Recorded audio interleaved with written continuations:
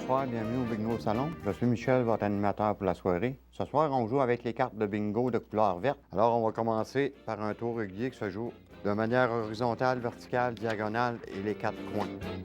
On dirait que c'est un sujet délicat parce que là, je vais être obligé de me mouiller. Mais je vais me mouiller sur le dossier. OK. Je suis neutre. OK. Désolé. Mais Ah. non, mais en étant neutre comme ça me permet de me rendre compte que des deux côtés, des côtés de ceux qui manifestent et de ceux qui sont anti-grévistes, je trouve qu'il y a des excès des deux côtés, que je regarde ceux qui argumentent avec des mauvais arguments, puis ça me lève le cœur un peu. Particulièrement à Thetford Mines, les étudiants qui sont majoritairement contre la grève, mais le principal argument qui sort, c'est on veut pas scraper notre session.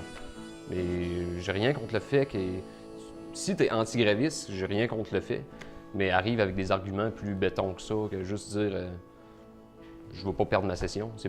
Le débat est plus important que ça. Depuis ce temps-là, mon petit cœur tente de se remettre du deuil de la fois où j'ai fessé un chevreuil. Et le corps humain est fait fort, les assurances vont protéger. Et même s'il répare mon char, ça fait une tache sur mon dossier. Acharnement au centre-ville de Thetford Mines. Le 26 novembre 1963, un incendie se déclare dans la boucherie Roy et Frères alors qu'on y fait fumer de la viande. Parmi les commerces touchés, on retrouve la boucherie, le restaurant Au Réveillon et le magasin Georges Antot qui aura subi de lourds dégâts. Aujourd'hui, le trou laissé par cet incendie est occupé par la place des Pionniers. Bon, si je prends le Soleil, la Terre, c'est pas mal un cercle autour. Pas exactement, mais pas mal. Alors que la comète, elle, a fait une orbite beaucoup plus allongée, un ovale dans le fond. Il a fallu que la sonde aille rejoindre la comète assez loin, et pour ça, ça prenait beaucoup d'énergie. C'est des trajectoires assez longues, parce qu'au lieu de mettre beaucoup de carburant, ce qui est lourd à faire décoller et ce qui est, bon, tout est encombrant, on donne moins de carburant, mais à ce moment-là, pour faire accélérer la sonde, on la fait passer près de planètes, des fois. C'est comme ça vole un petit peu l'énergie de la planète. Donc, elle est partie dans l'espace, elle a fait 2 passages près de la Terre, elle est revenue près de la Terre pour comme, prendre un petit peu plus d'énergie, accélérer, d'aller vers Mars, elle est revenue, et ainsi de suite. Et finalement, après plusieurs années, elle avait assez d'énergie pour s'éloigner du Soleil et aller rejoindre la comète. Donc, tout ça, ça l'a pris en tout 10 ans. C'est une poursuite qui a duré 10 ans. Oui, c'est que tout a bien fonctionné. C'est quand même assez impressionnant aussi quand on y pense, là.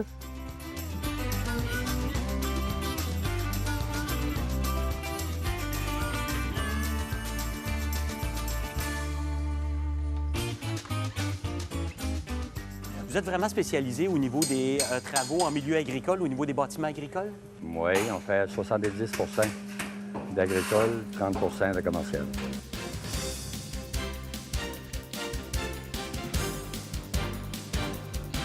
Oui, pour moi, dans la vie, là, il n'y a jamais eu de problème.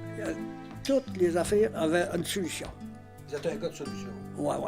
N'importe quoi, tu regardes ça, puis laissez-moi regarder, puis après ça, là, on va le renvoyer. On va le renvoyer. Tout ce qui est possible de renvoyer. Si on ne le rend pas, c'est parce que c'est pas possible. Moi, j'étais comme ça, j'étais. Ouais. Mon cancer, c'est la même chose. On l'écoute, là, puis on va l'organiser. C'est moi qui ai le boss. La vie, c'est ça. On a si on pleure, on se recule, on niaise. Hein? Sur sa sillon, on faudrait pleurer, là, ben, ça va pas dire grand-chose, hein?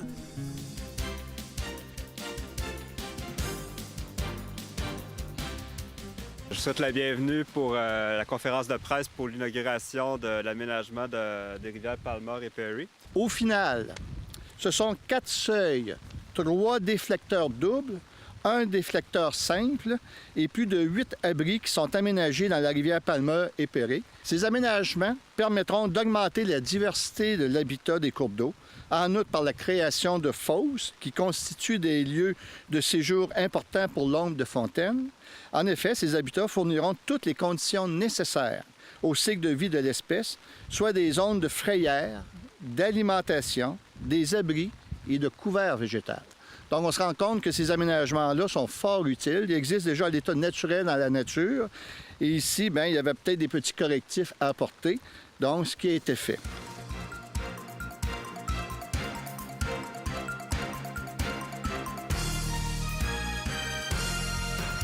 Tel que promis, on parle bouffe.